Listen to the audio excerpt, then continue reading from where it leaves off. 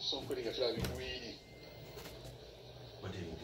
we yachagala mpaga yaffe tule mufumbo ne Dr. Sylvia Ndowooza n'oluvannyuma bonna bajja ne beeroopa abaabikola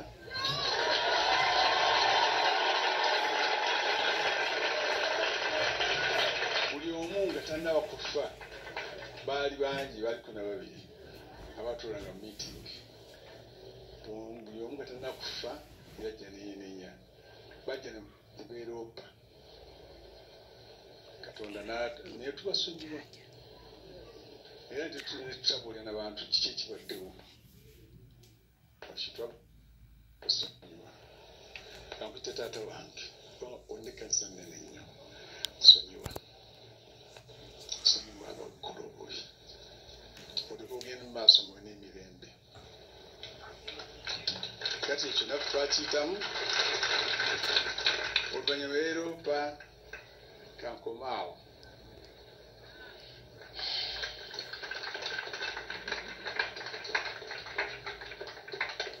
tugende tutuule mu bifo byaffe genda nga okubira Mukama engalo ez'amaanyi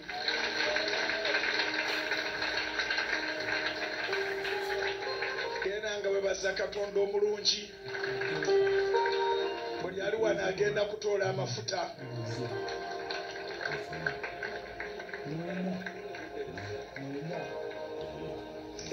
kamadde twayogedde ku ssimu n'abafamire ye bonna muyimuse emikono tubasabire mu famire temubaamu muntu nti ono kati atuusizza okufa tewali muntu n'omu mu famire ne bw'aba n'emyaka emeka ayagalizibwa kufa n'abalala bonna abaviiriddwako abantu baabwe taata omulungi tubayimusa mu mikono gyo era nga tusaba Katonda wange onyiga emitima era weebale Mukama okubanga okusaba n'okusiba okubadde ku Kanani okumala ennaku 14 ate osobodde okukozesa baganda baffe ne bannyinaffe okutusabira nendabanga Jovia Mukaali Chadi addamu amaanyi nendabanga abaana bonna baddamu amaanyi nendabanga Mukama ozizaamu amaanyi ne famire yange nendabanga kyaki Mukama ogizaamu amaanyi nga tuyimiridde nendabanga Mukama otusobozesezza ate olwaleero okutandika ku second chance ey'obulamu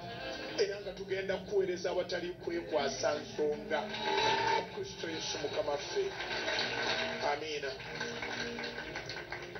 ate n'ebibi bibaawo ate n'ebirungi bibaawo olunaku olwaleero geno sali musale ye birthday ye today tukubireko Mukama engalo ez'amaanyi era tuyimuse emikono tumusabire Mukama amwongere obuwangaazi eno ensisi ya kukungula omuntu tewali agenda gikungula tulabye emirundi mingi nga bamubika but atuuse ku birthday let us celebrate with him tusabira Jeno Sali Musale Katonda amuwangaaze ave mu nsi nga kyekiseera ekituufu ne bakulu be bakyaliwo naye abeeriwo ate nabo beeyongera okubaawo mu linnya lya Kristo Yesu Mukama ffe amiina saba buli abadde atudde oyimuke ku bigere ebyo tusabe essaala ya Mukama ffe essaala ya Mukama ffe muka buli atudde emikono giyimuse waggulu yeebazibwe Katonda atukomeze otumukubira engalo ez'amaanyi abooluganda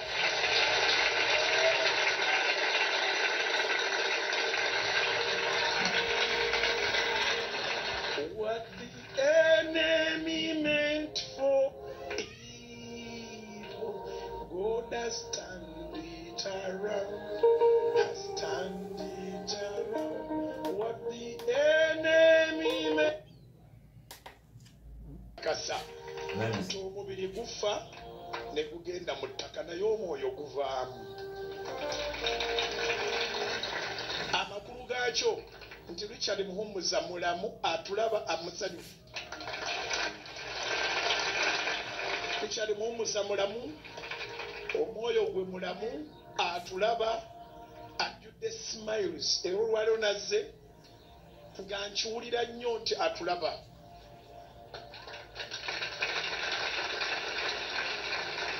atulaba era musanyufu tukole aleme kumudisappointinga kye yakola. Kale musse emikono tusabe essala ya Mukama waffe. Kitaffe ali mu ggulu, erinnya lyo litukuzibwe, obwakabaka bwo bujje, by'oyagala bikolebwe mu nsi nga bwe bikolebwa mu ggulu. Otuwe leero emmere yaffe eya leero, tusonyiwe ebibi byaffe nga naffe bwe tusonyiwa abatukola obubi.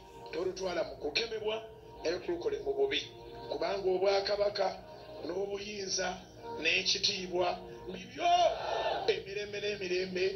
Amiina. Mbadde nsaba muleme kutuula ekituti musooka mukirekawo katono. Nsaba okwaniriza Dr. Siria Kayiwa ne Professor Siria ne Professor Kayiwa mujjeko wano tuwubireko ku bantu, tubawe ekitiibwa kyabwe kubanga be bakadde baffe.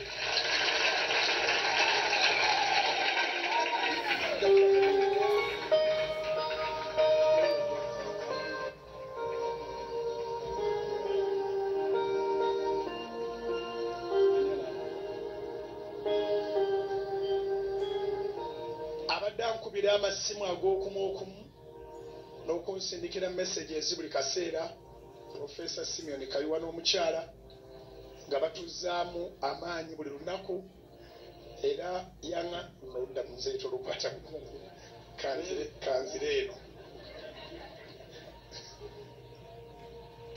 mwene sikwatayo tujja kuba bulungi muzeeyi. Mukama ebazibwe. Yangamba ku Sande agenda kutuulako ono naye awulire enjiri gye nsooka okubuulira.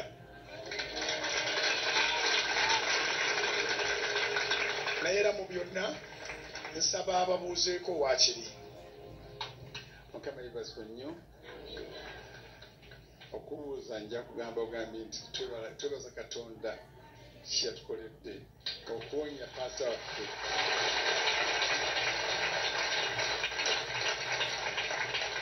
Ate n'ekirala aŋŋaanye okukwata ku luuyi luno, ekyo sijja kukyongerako, nenkyogedde bwogezi. Waliwo awamuluma. Tusabirawo Katonda akole ki? Awonyeewo. Richard Muhumuza yali wange nga 16 December. Ola ka function katonotono Pastor Bujjingo yakaliko n'abalala baali batongoza ekitabo. Oli abayivu b'omu kibuga muno abawandiika kibasa biography of Professor Simeon Kayiwa. Kati baali bakitongoza. Bombi baaliwo. Ono yali main speaker. Naye Mukama yebazibwe nnyo. Pastor Bujjingo akimanyi, naye mukwano gwange nnyo n'ekirala kyamanyi. Buli week tubadde tutuula ffenna ne tunyumya. Buli week for years ne tunyumya for 2 hours.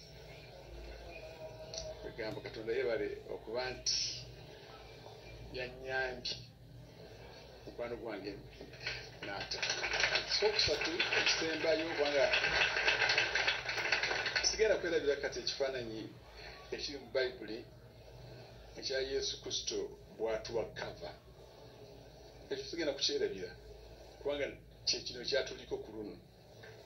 Omuntu n'awa kava munne ye n'afa, onakola ki? N'abeera mulamu. Ekyo kikulu nnyo nnyo nnyo. Era twebaza Katonda nti Pastor Bujjingo yasigala ng'ategeera, naye kyewuunyisa ani yasigala amukuuma awo. Awo sijja kukomya awo. Katonda b'omukisa. Nayanza muzeeyi. Mama tobabuuzizaako. Mukama yebazibwe nnyo. Banaye twebaza Katonda eyatukuumira mukwano gwaffe Pastor Bujjingo. Twandibaddewo bannange twandibadde mu maziga naye yesu yatutaasa. Haleluya, haleluya, haleluya. Mukama ng'oli mulungi, yesu ng'oli mulungi. Amiina. Musabire Pentagon ezimbibwe n'ekkanisa ebeere y'amaanyi. Mukama Katonda wa Ibrahim, na Isaac ne Yakobo, ekkanisa ennene gye tuloota, tusaba obuweereza bw'amalayika ezimbibwe era eggwe. Era tusaba Katonda waffe owe omukisa Pastor Bujjingo okuyimirirawo mu kiseera kino. Amiina. Naffe twakiyitamu ku mbaga yaffe abantu tutamanyi